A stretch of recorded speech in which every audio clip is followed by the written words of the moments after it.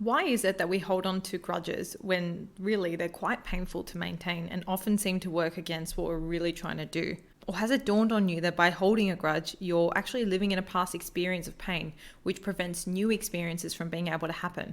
What keeps us stuck when we want to move and let go? And most importantly, how can we let go?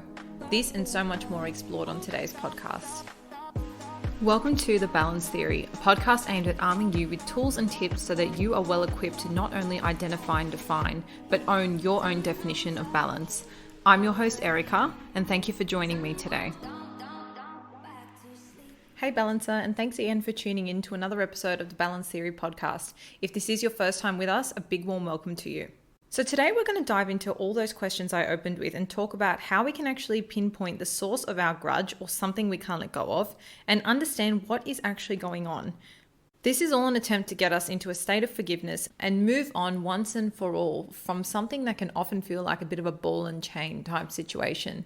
If you are listening to this on release date, happy public holiday. It's always nice to have a day off. If you're religious, happy Easter to you. And if you're not, I hope you've had a lovely weekend in any event. One thing that happened over the weekend was that daylight savings finally and sadly finished up for this time of year, which I don't always love. I don't love when it gets really dark really early at night. I just feel like the day's cut short, but it's definitely worth it when it flips the other way. So this is just, I guess, moving back into normal routine. But I will say on the flip, it is lovely not waking up and it's pitch black outside as well. So pros and cons of everything there, but that's just something that's happened over the weekend that's going to change it up a little bit, I suppose. I don't know if you guys change your schedules or routines based off the daylight savings or when the sun goes up and down. It's obviously going to impact your natural circadian rhythm, obviously if you sleep with the blinds open as well. But in a way, it is kind of a nice motivator to get up early and embrace the morning light. So for anyone hating the fact that it's rolled back, maybe you can try and use that as a bit of inspiration to start embracing it. Alrighty, but today we're going to talk all things grudges. And when I say a grudge, I want you to think of something you can't let go of. So even if you haven't specifically labeled it as a grudge, it's just something that's really been annoying you. Could be for a couple of weeks now, years, or a very, very long time. Something you feel like you have a lot of negative energy and emotion towards, and you feel like it still pops up in your life and you really don't want it to. I mean, I know personally it's so annoying when you're just going about your day-to-day life and something that irritates the hell out of you just pops up. And it's not something you want to be thinking about. It's not feelings you want to be having, but it's just this niggling, annoying reminder that gets stuck in your brain sometimes. So what we're going to do today is work through why that actually happens, what is actually going on, and I'm going to give you 3 tips on how you can try and get rid of this for once and for all. It's very freeing being on the other end when you're able to let go of something. So I'm really hoping a lot of you take away a lot from today's episode. So it's more likely than not that you've either held a grudge or are currently holding a grudge. And these can last a really long time. Like we've all got that auntie with a story about your cousin's brother's wife from 35 years ago that they just will not let go of. They just can't seem to shake it and they're always reminding you of it. You might actually even be someone, and I found myself in this position before as well, that you actually do want to let go of the situation, event, whatever happened, whatever you're holding on to, and you've made like conceited efforts to do so, but it just doesn't seem to be working. Like those negative feelings just still seem to be lingering. So why the hell is it so hard to move on sometimes? Why do these things just get lodged in our brain? Now, disclaimer, I'm not a neuroscientist. This is based off my own research, my own personal growth and understanding with these sorts of emotions in my own life, and the little bit of stuff I've worked through in therapy as well. So I think personally, the key to unlocking all of this is firstly to understand something very empowering, and that is that grudges create and come with an identity. With our grudge intact, we know who we are. That is, a person who has been wronged in the past by either someone or something, an event, a place, or a circumstance. Now, hold on a minute here because you might actually find this a bit cringeworthy to admit, but this also brings with it a kind of rightness and strength in having this identity. I'm a person who was wronged, or I am a victim. There's a kind of strength in identifying as that. But here's the kicker. This identity is an attempt in our subconscious to get the comfort and compassion that we didn't get at the time of that situation in the past. So you may feel you were done wrong by because you didn't get the right level of empathy, compassion, or care at that time. And so your brain, in trying to roundabout that and I guess compensate for what you didn't get at the time, now provides you with this identity, which is in its own way trying to fill a void of those emotions that you didn't get. And by continually holding on to a grudge, you're sort of claiming that you're deserving of some sort of extra special treatment, which you sort of need to cut the BS a little and acknowledge that. And sorry if this sounds a little bit blunt, but it is almost a cry to be cared about and treated differently from what you have endured. So as you can see from the language I'm using as well, this is really all steered towards you being a victim. And that's okay. You may totally feel like you were a victim in whatever situation you're holding on to a grudge for, but bear with me as we move through this. So other than the fact that they're really a burden to carry around, they don't really serve the purpose that they're meant to serve. So really, you feel like with this identity, it's meant to make you feel better or heal some sort of hurt, give you some compensation, I guess, for what you didn't get at the time of that situation. But you might walk around as a proud owner of this identity, but deep down, you still have a lack of that comfort that you've been craving since the situation occurred. So really, it's almost like you're just waving around this identity flag without really any compensation internally. So really, what's the point of the grudge? Is it just proof of what you've suffered? Is it like a badge of honor, a way to remind others or ourselves of our pain and sort of our deservingness? However you want to view this or interpret this, I think what we can all agree on is the notion that it's this I am a victim sort of mentality. And the issue with it is it's nowhere near freeing or comforting, and it actually creates a massive obstacle to true healing. So in saying that, I think the first key to letting go of a grudge is you have to be willing to let go of this identity as someone who was wronged. And I think there is an ego piece in that as well. As I said, there is a massive comfort in feeling like, well, I was wronged and I'm deserving of care and love that I didn't get at the time. But I think to really be able to fully let go of that situation and that hurt and whatever you're feeling towards that, you have to be prepared to let your guard down and move away from associating as a victim. So you have to be willing to drop the I who was mistreated and step into a sort of new version of yourself and realize that if you stay in this victim mentality, you are continuously defining yourself by that thing that happened in the past, and you're not letting yourself really grow and be defined by your current and present circumstances. So I'm just going to stop right here before I go on any further, because I know a lot of you might be feeling like you actually don't want to let go of a grudge. Like you feel as though you are right in holding it, that person sort of deserves to know how you feel. But I really need you to listen to what I'm saying, because I've been there before. I know how you're feeling. I still have certain grudges that I'm working through myself personally, but this is a bit of a light bulb moment, and one I hope you really listen and tune into, because your ego has tricked you into thinking that there is a freedom in holding on to it. That person should pay for what they did, right? It feels good to, quote, show them through your subtle actions, biting words, or maybe like silent treatment that they've done something we don't like. But really, at the end of the day, and you've got to be honest with yourself, that the one who is harmed when we hold a grudge is not the one we're holding the grudge against. It's actually ourselves. So really, is that identity comfort worth it when you're really just self-sabotaging in a way? Also, just as a small side note, I do want to mention that sometimes a grudge is just our default position when we've been wronged. In saying this, grudges aren't inherently a bad thing. And in the short run, they're probably like a good and a positive reaction. What I mean by this is it's a message to yourself that it's not okay to be treated in a certain way.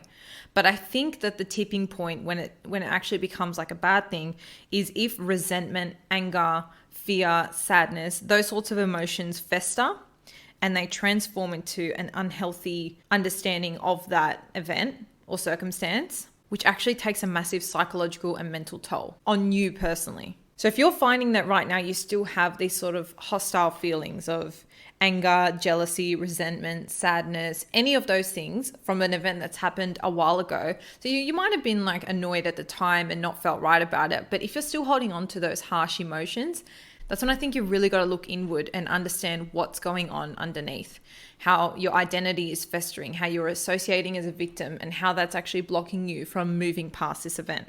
This is probably a really good spot to just stop and think about a current situation or a grudge that you might personally be holding. Now, you may not have labeled it mentally as a grudge. It could just be something that you feel like you cannot let go of. It's sort of, I think, the same thing. Like, I think the framework that we discussed today is going to still work really well if it's not something you've explicitly labeled as a grudge. So just have a think about something that you're holding on to.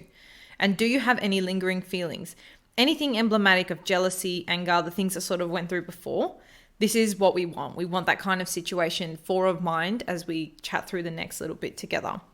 Now that we understand the identity piece, I do want to talk a little bit about the impact of a grudge holding mood on our balance, because this is so important to understand. And the picture ain't that pretty either. The science is all there. Studies have shown holding grudges increase our blood pressure, heart rate, and nervous system activity. So it actually starts impacting our physical health. But beyond that, and actually on the flip, letting go of something like that can actually improve your mental health, relationships, and your career trajectory, which is a bit of a sting because now we realize and can see that how holding a grudge can potentially sabotage all our areas of balance. What I mean by this is, think of a time you've maybe been so frustrated by these feelings of resentment that you end up taking it out on someone. So you might just be thinking about it, or it might be festering in your mind, and then you end up taking it out on someone at work, your kids, a friend. When you just have that anger and it just comes out of you unwillingly, and you're just like, oh, I didn't really mean that, but it's just the emotion trying to find an outlet. This is how we can really start to have a negative trickling effect across all of our key areas of balance.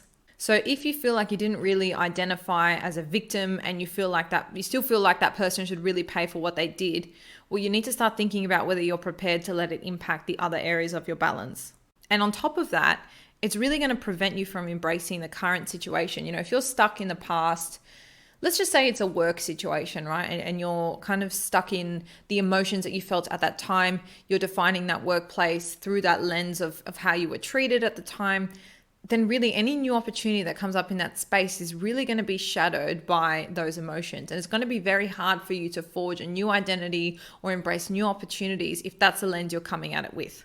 So as I did mention at the start, I will give you guys a 3-step approach on how we can work through these sorts of emotions and grudges. But before we get there, I do want to talk a little bit about the antidote to grudges, and that is forgiveness or acceptance. So I'm going to use these interchangeably in this discussion. So pick whichever one resonates with you more, the idea of forgiveness or the idea of acceptance.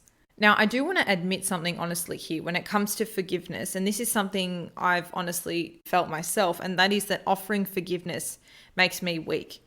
So when I'm thinking about like a situation that I've had in the past, and I was considering or contemplating the idea of forgiveness as a way to kind of fix it, I thought to myself, honestly, like, me offering that forgiveness makes me look weak. It's making me look like I didn't care what happened, or it's undermining the severity of what that person did to me.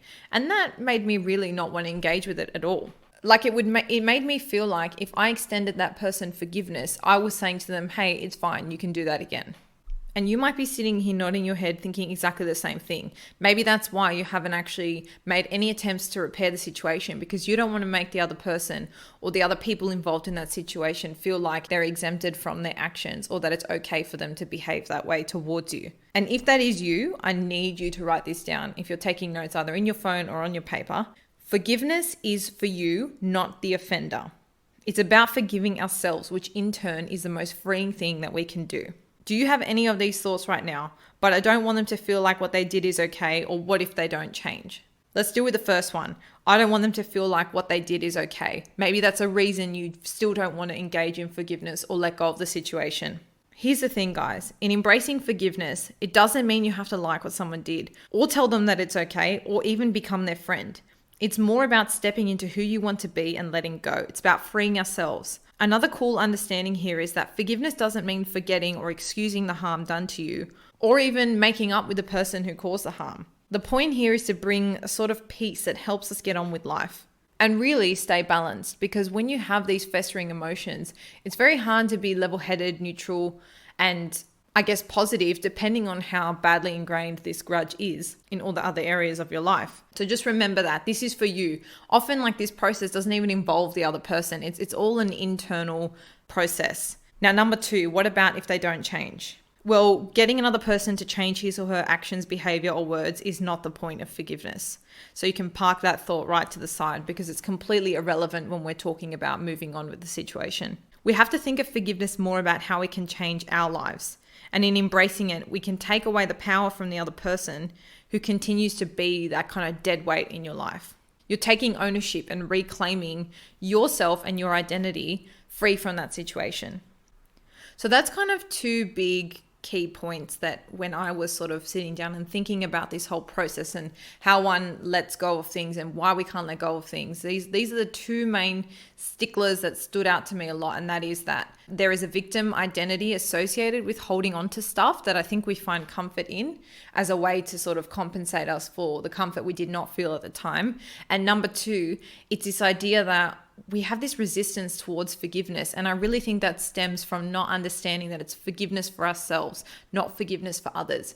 Because often when you feel those things, anger, jealousy, sadness, the last thing you want to do is extend that person forgiveness. It can be very hard and actually counterintuitive to how you're feeling. But the key thing here is to understand that it's forgiveness for yourself. So now that we've got our heads around those, I want to give you guys the 3 steps on how you can work through something that's really bothering you.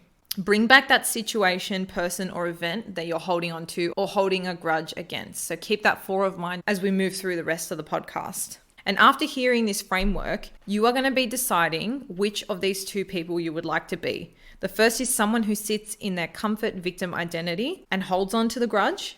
Or 2, someone who wants to move on, embrace forgiveness to yourself and be defined by who you are today and not who you were in the past. That is, someone who was wronged. And as a small caveat, this is going to require your commitment, genuine intention, and openness to redefining your past experience. So if you're ready to do all of these things, you're going to get so much out of this framework that I'm about to share with you. And I cannot wait to hear how it spills over and maybe even bolsters other areas of your balance once you give yourself that free ground to run in. Also, just quickly, if you don't want to jot all these down, maybe you're driving or you just don't have the resources in front of you, I have provided a free PDF step-by-step in our Facebook group with just a little bit of an outline and tips that are easy to follow for each step, so you don't have to rewind and listen through again. You can just search our Facebook group, The Balance Theory, request to join, and it will be in there for you free to download. All right, let's do this. Let's free our minds. Step 1 is define it and make it neutral. So as we have already discussed, the path to freedom from a grudge is not so much through forgiving the other person, although that can be helpful if you can bring yourself to doing that, but rather through loving and forgiving your own self. This grudge or these festering feelings are being stored somewhere in your body, either as physical pain or an emotion or feeling, or you might feel it as both. You might feel it physically and as an emotion. So where do you feel it? You might find this easier to acknowledge or to do via like a meditation. Obviously, I don't know the details of your personal situation, and the idea here is not to re-traumatize ourselves by diving into the original pain, but rather to attend to it with the compassion that we did not receive at the time. It's something that your grudge or those feelings are screaming for. We need to bring it directly to the center of our attention, locate it, and just focus on it. And whilst this does sound like a little bit of a double-edged sword, like our bodies do really hold the source and the solution for our pain. So define it. What does it feel like? Where does it feel like? How does it feel like? So I'll give you guys an example. Thinking back to a situation I had, I often felt it as a little bit of anxiety. So I could feel it tightening in my chest or with like the fastening of my heartbeat. So that's the location. And the defining piece is, at the time, X person did not respect me and completely embarrassed me in front of my colleagues. So when you're doing this, try and locate it and then define what it is that you're holding on to. So it's the tightening in the chest because you felt embarrassed and not respected at the time, for an example. So the reason I'm getting you to define this within yourself is because you actively move the focus of somebody or something who wronged us to an experience that we felt internally within ourselves. We actually lived that experience that we are still perceiving or understanding or holding on to this day. If this isn't quite making sense, what I'm saying is the situation at the center of the grudge, so the event that happened, is something that we ourselves intimately felt within us. And if you can't locate this physically or I guess identify the feeling that goes with it, it's going to be really, really hard to fix without, I guess, waiting for the other person to apologize. Another little tip here I have, if you are finding this exercise a little bit difficult, and if you're more inclined and a bit more of a social kind of person, you may also want to maybe speak to someone else out loud about the situation. Often I find that can really help you make sense of something that happened. And my number one recommendation always is a therapist. Having an external opinion who knows nothing really about you or your situation is more refreshing than I can even describe in a sentence. But if for whatever reason this is not a resource that's available to you, you might have a close friend or family member that you can confide in as well. If none of these suggestions have resonated with you so far, so if you feel like you can't really sit there and locate the pain physically or as an emotion and you don't really want to talk to someone about it, another favorite that I've actually used in the past is you can write a letter or a text to the person or people or event responsible for your anger and do not censor yourself. Just write it all out. And of course, we are absolutely not sending that message because this is going to be as blunt as you would like. Just get it all out on a paper. This would be great for someone who is an avid journaler or really finds solace in writing things out.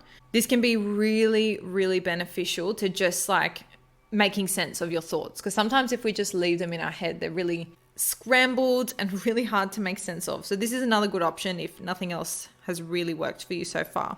Whatever route you choose, the point is to nail down the cause and define it as simply and clearly as you can. We just want to see it for what it is. Why are you holding on to this grudge? What was the feeling at the time and how are you still feeling it today?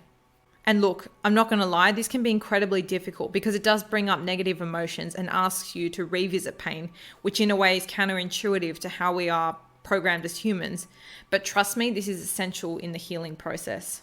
Again, small caveat, if this is something really traumatic, I would strongly suggest seeing a professional to help you work through whatever you're dealing with today. But if this is something like a fight with a friend or, like just little things that happened at work, things that you're holding on to that are manageable, but you feel like they're really disrupting your thought process, maybe it's created limiting beliefs, those sorts of things, and this is perfect. Just a quick word from the sponsor of today's podcast. If you haven't paid any attention to the quality of your gym accessories or feel like the ones you have kill your vibe just a little, then this is for you.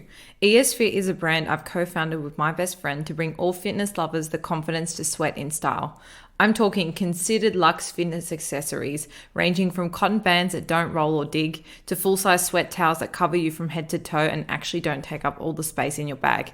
The list goes on, but you can check it all out for yourself at esfit.com.au or on Instagram at esfit_. And for all my beautiful balances, we're offering $15 off of the checkout when you use the code BALANCE. Okay, so once we've defined it, like, how we're feeling it now, what it looks like, why we're holding on to it, we want to take it one step further and neutralize the statement. So a lot of what you guys have come up with is going to be like, this person made me feel this way, or this situation wasn't good for me because of this, or this situation caused this problem in my life, whatever it is. But we need to neutralize this statement. So if you're listening to this episode and you're still here tuned in, you probably already understand that an unrelenting grudge puts the grudger into the category of those who are right, so that's us, and the person who wronged us in the category of those who are bad. But we need to shift how we think and talk about it before we can actually take the next step. We need to neutralize this and change our story from someone as a victim. So with the example I gave, this might look like, I originally said that person made me feel embarrassed and they didn't respect me. We can neutralize that by saying, at the time, I felt anxious and embarrassed about a comment I made. So we're stripping away the trivialities. It's just, how did we experience? What did we feel? It's all about how you perceived it at the time. That's what's made the situation the way it was and has carried and festered in you this far. So define and neutralize as best as you can is step 1. Step 2 is break up with it. Ex-partners, ex-friends, toxic people, ex-situations, all of that in your life are common causes of resentment. You've probably already distanced yourself from that person or situation if you are holding a grudge. So why the hell do you still think about it, or do you still hold on to that resentment? Maybe you haven't really distanced yourself properly. I'm going to ask you a few questions here and you might not like to admit it, but really consider, are you still following them on social media just to stay in the loop? Maybe there's a song that reminds you of them or an item you have that they gave to you. Cut the BS, guys. Just remove that song from your playlist, donate the jumper, and just unfollow them on social media. This is the toughen up and bite the bullet step, because once you acknowledge that the situation is something that happened to you, you've defined it and you've redefined it in terms of yourself. This piece should really be easy. It should be about like, well, yeah, that's something I experienced and I just don't need those feelings. I don't need to be associated with it at all anymore. Just remove the pieces, make it easy as possible for yourself. So for me personally, I've had to actually take this one step further. So I did the unfollow people on Instagram piece, but I also had to unfollow people that were like their best friends that I'm not really close to, but like they'll just pop up. I'll see that person that I unfollowed because I didn't want to see their stuff, and I just feel like I'm back to square one. So don't be scared, guys. The more you delay this, the more you're delaying your path to acceptance and letting go. You're just creating roadblocks for yourself if you're not prepared to remove these things properly. To make it easier, if you do find this step a little bit hard, do an action that counters the removal. So for example, if you're giving away an item, let's say that person bought you a jumper, donate it and buy yourself a new jumper to replace that one you received. Or flood your playlist with new songs or your Instagram feed with accounts that make you feel good. Counter the taking away acts and use this as a moment to give back to yourself. And the very last step, this is my favorite thing ever, is lessons. Things in life do not just happen for nothing. And look, if you're holding a grudge, you evidently or probably did not benefit from that situation or that relationship in the end. But I can guarantee you it taught you something that can actually make the whole experience and your whole perception of that event something you can end up really appreciating and using for your advantage. So whether that event or situation stopped you from doing something you wanted at the time, or maybe it pivoted you into a different direction, either way, you wouldn't be where you are today with the knowledge that you now have. What I'm saying is you have to have learned something from your resentment. It can't just sit there taking up space and doing nothing, making you feel like shit. What did you actually learn from the experience? What can you be grateful for? Sometimes it's a revelation that you don't want something or a type of person as a friend or a type of place as a work environment. It doesn't always have to be a positive thing that you've learned. Awareness of what we don't like is just as important of awareness as what you do like or what you need. And again, this exercise doesn't explicitly ask you to forgive. It asks you to thank the source of your resentment for teaching you a life lesson. And I do want to throw in a little quote here. I can't for life of me. I think I heard it on someone else's podcast the other week, but it works beautifully in this moment. And that is, life happens for you, not to you. So things happen in life, speed bumps, situations, events, they're all for you to grow. They're all for you to dissect and take away pieces that you can really then use to bolster your own experience of life. If you're sitting in this place where you think life happens to you, you're more than likely going to be sitting in that first step, victim association mentality, and it's going to be really hard for you to move on. So bringing gratitude into moments like this is incredibly profound. If you do want a little bit of information or tips from me personally on gratitude, do check out our Monday Muse 9 from the start of March. But when you can reframe a situation that you viewed quite negatively and think, okay, what can I actually take away from this? You'll find your whole demeanor, perspective of that person, situation, or thing is completely revolutionized. And I'm yet to be proven otherwise, but you can always take a lesson from every single thing that happens in your life, whether it's a lesson in a positive way, whether it's a lesson of something you don't want or don't need. They're all lessons. And without them, you would not be the person you are today. So you can't have anything but gratitude for that happening. So all of these things can be done without even reaching out to the other person. I mean, I'm not saying that that isn't an option. I mean, depending on your situation and if it is a person or group of people that are the source of your resentment, you know, if that's accessible to you and you feel like that would work favorably for you and your progress, then 100% you could consider reaching out to them and working through the situation.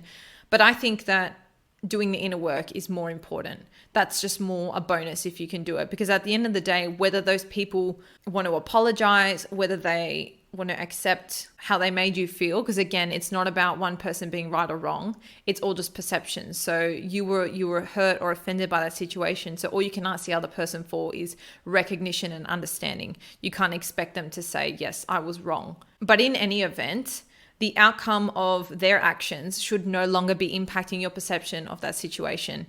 At the time, it was something that happened to you internally. And so now it's something you have to work through internally. A couple tips. So I find that things we hold on to a grudge for or can't let go of often pop up as thoughts in our head. Like when you don't want them the most, maybe you're bored, maybe you're actually having a really good day and it just pops into your head. And that can kind of make this whole letting go process a little bit more challenging. So just a couple tips from me. If you do get those thoughts pop into your head, really quick thing you can do is stop, distract, affirm. Stop the thought, literally internally just tell yourself, nope, like I'm not thinking that, I'm not engaging with that thought. 2 is distract yourself. So if you're on your phone, maybe jump on, play Sudoku. If you're listening to a music, start really listening to the lyrics. Just distract yourself. And then third thing, affirm. Just tell yourself you've got this. You're on the path to acceptance. You're on the path to forgiveness. Just pat yourself on the back. Second thing would be to practice gratitude, which we've already discussed, and really key and I think easy to do once you identify the lesson that you can take from that situation. And lastly, number 3 is don't be invested in the outcome when it comes to dealing with people. You cannot control other people's actions, and therefore you need to accept the things you cannot change. And that's why I said before, I think doing the inner work is much more important, because at the end of the day, you can't determine how people are going to react. And if you're basing your progress on that, it's going to be a very slippery slope and really just dependent on how that other person reacts in the moment, which you don't really want when you're quite set on moving on. So those are my thoughts on letting go of a grudge, or just letting go of something that's bothering you in general. I know how annoying these sort of thought patterns can be, how hampering they can be on our progress, on our ability to move on. And so I really just wanted to compile everything I've learned through therapy, my own research and other podcasts, and by putting this stuff into practice as well, bundle it all up and share it with you. So I hope this has been really, really useful. And again, if you do want a PDF of that 3-step guide, just join us in our Facebook group and you can download that for free. Thank you so much for choosing to spend your time with us today. I hope you enjoyed the podcast. Feel free to share this with someone who you feel might need it. And as always, if you have time to subscribe or leave us a review or rating on Apple Podcast, it would really help us reach more balances and continue to grow our community. I hope you have an amazing rest of your day or night. And until next time, stay balanced.